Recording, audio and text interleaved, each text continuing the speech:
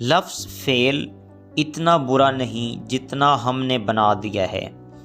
فعل کامیابی کا متضاد نہیں بلکہ اس کا حصہ ہے۔ ناکام ہونا پریشان کن تو ہے، لیکن اس میں 3 باتیں کنفرم ہیں۔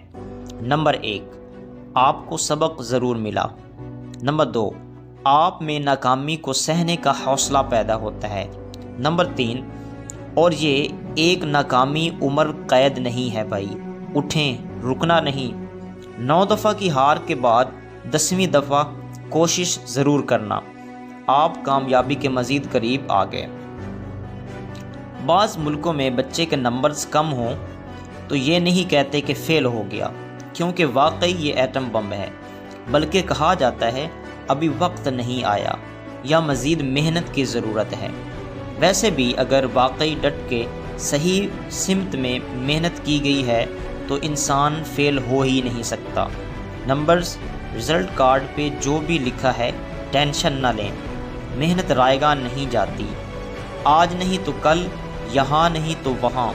اہم بات، دنیا کا کوئی ایک امتحان انسان کی تمام صلاحیتیں جانچنے کے لیے معیار قطعی نہیں۔